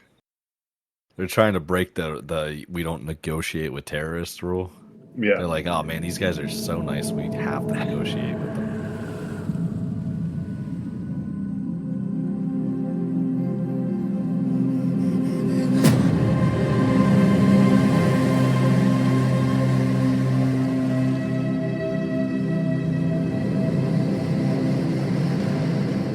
We need to bring up our good friend Mr. Higglesworth. Mr. Higglesworth, Higgs, played by Troy Baker, the most beloved voice actor from The Good, the Bad, and the Backlog. They love him. they shit on Troy Baker being in everything. It's just funny. We finally get to the end. Oh man, I don't like his face. His most recent like IMDb picture. He looks very, very proper and prim. Nice, tasteful facial hair. Oh anyway. Yeah, sorry, he was in The Last of Us, but he was in the show too. Was he in the show? I didn't see him. He had a cameo in the show. Oh, I've been holding off watching The Last of Us until I play The Last of Us, which is stupid because that's a game that I want to play. It's on my backlog. It'd be cool if you had a copy of it. It'd be cool if I could play it on the go. Oh, I don't think if it's on Steam. I don't know if it's on Steam. It is, anyway. But it's like bad. Sorry. Oh, all right. It's the they did like good, bad, and backlog. They did like some remastered and stuff. I don't know if it's any better, but don't you have a PS4 copy? Oh yeah, my man. We should tell that story because that's wild, right? We'll be more at the end. Yeah, we'll focus on the. Okay, all right. Let's talk about Bigglesworth. Dude. All right, so Mr. Bigglesworth, Higgledy-piggledy. Higgs, named after, I don't know what his actual name is in the game, but he calls himself Higgs because he sees himself as a god, and the god particle is the Higgs boson particle. So that's where the name came from. Which is cool, kind of. Which is actually it's a very conceited name to make up for yourself. So he's got dooms. He can control timefall. He can control BTs. He can summon them when he wants. It's pretty dope. I think he can teleport. Yes, he can teleport. Anyway, so you get to the end and you finally get to have this confrontation with Higgs. What if his real name is Peter Englert? Spoilers. Oh, I'm so sorry. No. It is. I believe it is. Yeah. It's, and you learn more. I will say this, this, because I haven't done it, so I don't want to spoil anymore. All I'll say is anyone who hasn't played this or like haven't finished it, go deliver all your pizzas. Yeah, just Come on, you're a delivery boy. Just get your pizzas out there. Go to your pizza delivery. It's apparently got some fun game lore in it that I didn't do. So that's all I'll say. All right, Ninja Turtles. Ninja Turtles. You have your big boss fight with them. This, I think, was the hardest fight for me. Dude, shut the fuck up. It was what? Did you watch it? No, I searched for something on Google. What is Die Hardman's real name? Die Hardman, born John Blake McClane, is the third and current president. Is this real? Oh my god, is it? I hope so, dude. It seems god. It's gotta be. I think I remember John Blake McClane. Yes, that's amazing. That's actually great. Love that. That was Bruce Willis' character, wasn't it? That was the joke. I mean, everybody probably made that joke. I want to keep explaining it so it becomes less funny. That's insane. Okay, keep going. God. Talk about Mr. Higglesworth. Mr. Higgs. Okay, so without going too off the rails, because he starts poking at Sam. He's got his mask on, right? So he's a bad guy. He's like Ty Hardman, he's got something to hide. He's not letting on all the information, right? So it's not just that it's a cool looking mask, because it is. It's telling the audience that there's more behind the mask, right? Right. Behind the character. So you connect the last city to the UCA. Higgs shows up, summoning or creating, I don't quite know, this huge BT, like Titan sized. It's absolutely huge. Humanoid shape, right? 2 arms, 2 legs. Instead of his head, it's got like a hand. Yeah. It's real weird.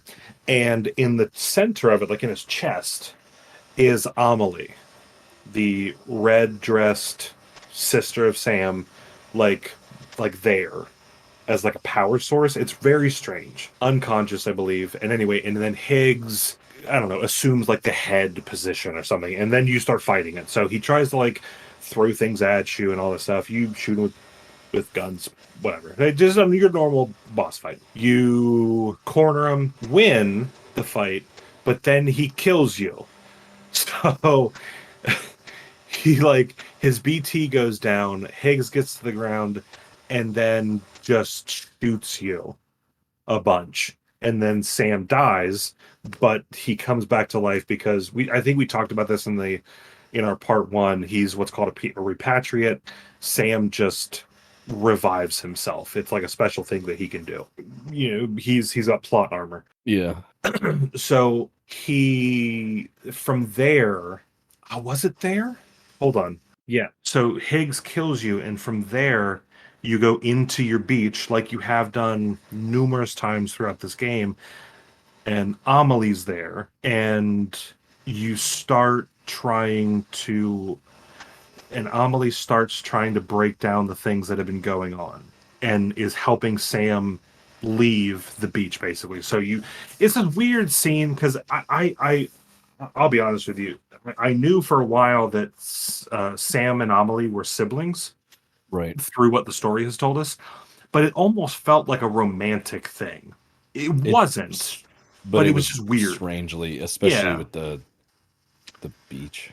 Yeah, they were like running on the beach and stuff. It was this really awkward scene. They could have done without it. I didn't like it at all. Anyway, they're running through this beach, and then they come over this little hill, and then we see, now we're in the beach, so this is like where the dead live. We see Bridges, the president, and and then in front of her, we have Die Hardman holding a gun at Bridget, which is like weird. So it's like, it's weirdness going on. So, and then Clifford Unger comes out of the sea to confront them both, and I'm not joking.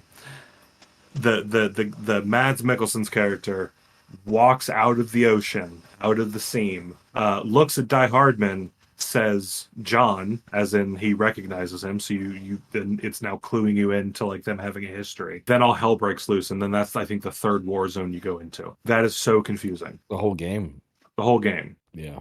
So I want to wrap this up and tie with a bow. So we have some kind of episode that's not absolute dog shit. Pin in it. And yeah. So through Clifford Unger, in the battlefields, he's been consistently trying to get BB back away from Sam. Through the whole game, we don't know that BB was Unger's baby, right? It was that first baby. It's implied that the BB we have is the same BB that we were looking through and seeing Clifford Unger in those early days. Right. So he's not crossing over. He's in that constant war zone because he's trying to get his kid back. That's his whole motivation. So it finally comes into play as really meaning something on this last introduction to him, because it basically every time he's introduced, he's got a posse of like skeleton warriors with him that like have guns and armor. You fight them off, you get him down and defeat him, and then normally you get sucked out of the thing and you revive. But this time Sam actually like sits down with, like, you fight him normal, but then afterwards, after you've won, you sit down with him and he's basically just pleading to get the baby back, and Sam finally hands him over. And then I believe that's when he just wakes up. Well, we took too long to talk about this game. It's a tough one because I remember most of the scenes pretty well, and I liked them a lot. But the order in which you remember the cutscenes were like, there were some that were 90 minutes. There is a collection of the cutscenes on YouTube, and it is 11 hours and 20 minutes long. Yeah, that's what I'm talking about. That's crazy to try and like here's what we played today. Here's what we think, because there's so much. Right. I'm gonna say it happened this way. It doesn't really matter, but through the game, and mostly when you come out of your private room, you get to see those glimpses of Clifford Unger in that hospital room. Mm-hmm. On this last encounter where Sam finally gives over BB, Lou, it flips to, instead of seeing the scene unfold from the eyes of a baby inside of a big, jar, you actually see it as like a cinematic thing. So it's like the camera's moved out and it's like showing the scene going on rather than through the eyes of a character. Right. Okay. You see that John Blake McClane, Die Hardman. John Man, Blake Man, McClaneman, Hard Man. Without his mask, is coming in to meet Clifford Unger in like a, I'm surprised to see you here.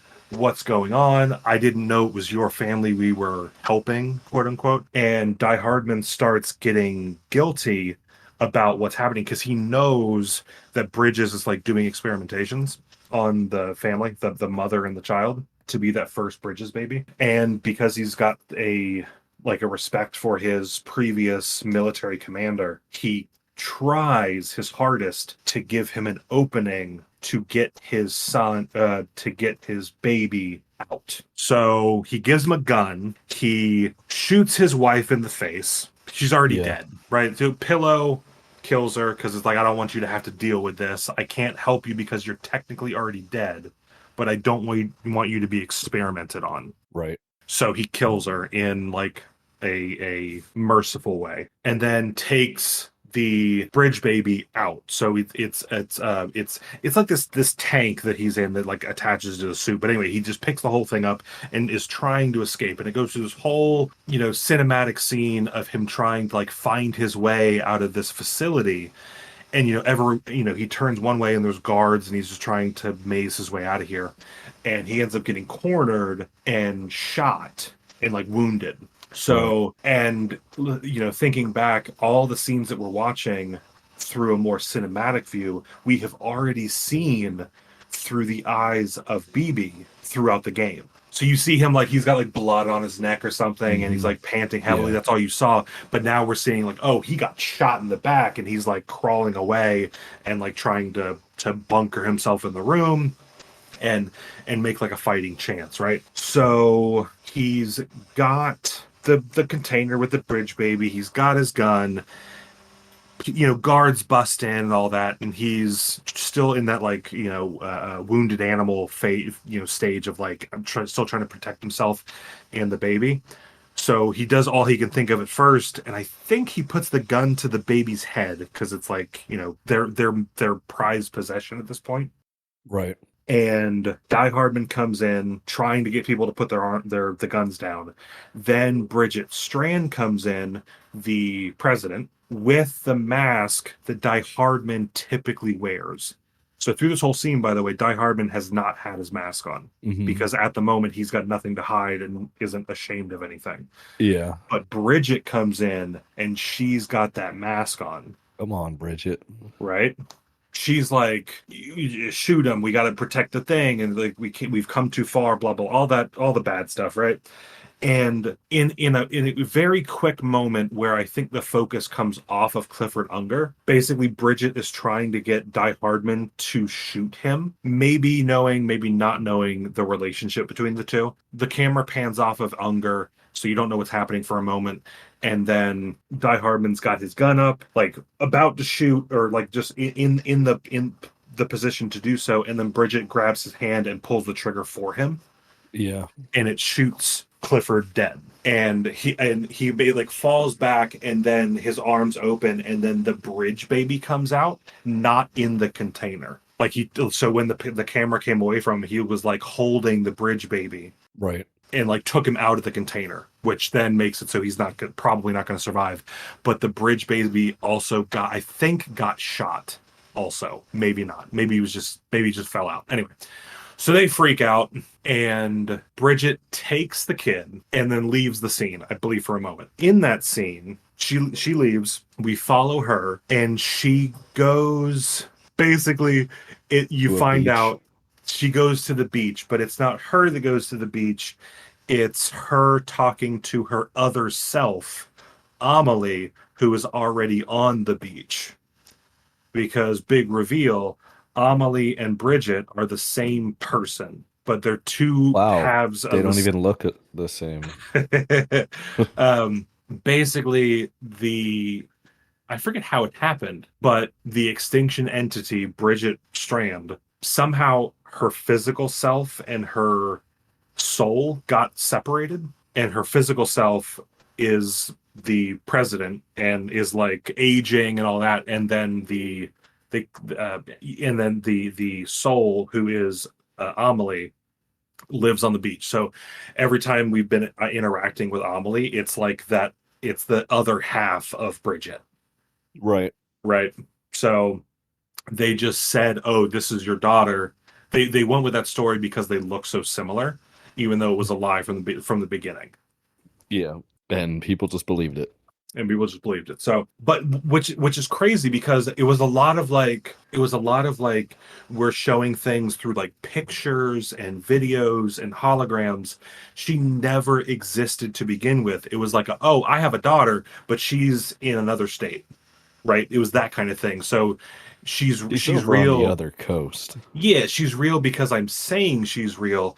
Who are you to question me? Because you truly don't know. She's 3 hours behind. It might be difficult to get a hold of her if you try. So just do it through me.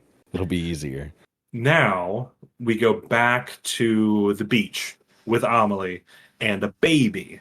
And she does this thing where she basically, like, because the bridge baby had an umbilical cord, it was in the tube. They were removed from the tube, and now they were going to start dying because they can't survive, given how much they've ate. They haven't fully developed yet.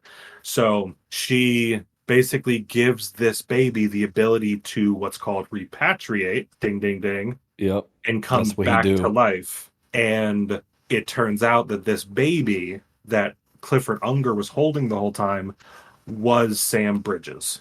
Yeah. Woo! Exciting. So now that's they kind of talk about, because of how this has transpired, Sam's the only one or the first person that has the ability to repatriate, because the extinction entity is the one that gave them the ability to do so. The game also says it's that, weird, like, because they make it sound like it's like a common thing that everybody's aware of exists, and you're like, oh yeah, dude, yeah, you're you're a repatriate. Yeah, duh. Nothing weird, The game says that, like, you can't die. You should deliver packages. You should really. The game kind of implies that by Amelie doing this to Sam in it's his fetus form. That event kicked off some other stuff. So because she did that, more bad things are happening. Like, I don't know if it's like the BT, but like something specific. Basically, she set off like a chain event, but I can't remember what those things are. Anywho, so then the reason everybody thinks that Sam is her kid is because now that was the soul. Now we go back to the physical world. Bridget has a little baby that has now come back to life, and she raises that kid up as her son, who ends up being Sam. Yeah. One other cool scene that I really liked was when it goes through a more cinematic view of Clifford Unger trying to make it through the facility to leave with Sam. Adult Sam finds himself there for a moment and gets a chance to talk to Clifford. Yeah.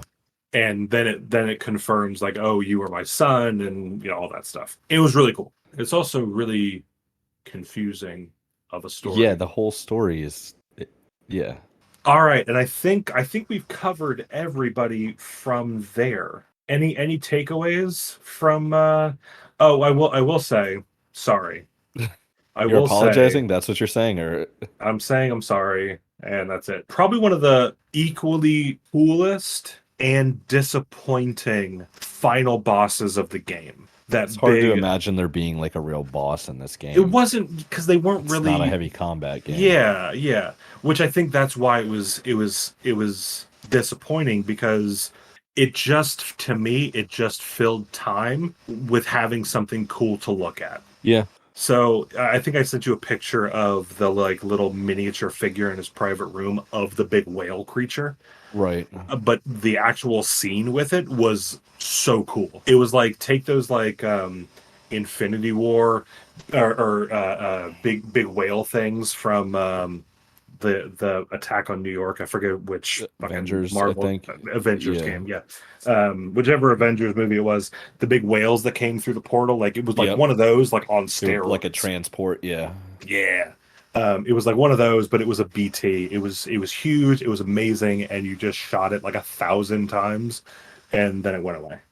I think there's like a big push in general with games, like you have to have a final boss, right? Like imagine a game like if you don't have that, even if it's an easy fight, or and that was whatever, but you got to have a final boss. That was some of the meta jokes that Higgs, especially, I think, was notorious for. This was like they'd break that fourth wall without actually doing it. They'd like it just in the dialogue is like, oh, no guns, no this, no whatever, no respawns. We're just gonna have a good old fashioned boss fight.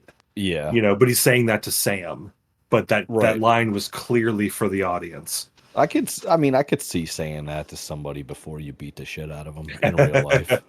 Yeah. Let's see here. The game has some really cool visuals. I mean, if you haven't played it, you got to go play it. They're about to come out with Death Stranding 2, or at least it's in development at the time of recording. It won't take long to make it. Just get 11 hours, I think, is how long it would take to make this. Jeez Louise. That's crazy. And apparently Sam in this next one, the trailer showed him as like getting gray and stuff. So either Kojima a lot of time has passed, or he got hit with timefall. Both. Yeah, could be. He probably got hit with timefall and then reverse aged, and then he got old. So I think that's going to do it. So this ends our part 2 discussion of Death Stranding. If you haven't already, go listen to part 1. It should be out now. I think here we need to announce our next game. Yeah. Our next game is, we've got our next game. Do you want me to just go for it? Go for it, dude. It's going to be Diablo 4. Woo! So that came out. I started playing it during launch. So that's going to be the next game. We both bought it the night it came out for the early launch for people, so we both kind of jumped in on it. Just a little peek behind the curtain, because I kind of like this stuff. We actually recorded all of Diablo before we fully got into Death Stranding. So we've had that recorded and banked for a little bit. It's a little sneak peek into how we took Diablo. It's pretty fun. It's a good game, even though I had some strong opinions about it. But it was fun discussion. Oh man, let's wrap this up. All right, bye everybody. Thank you for listening.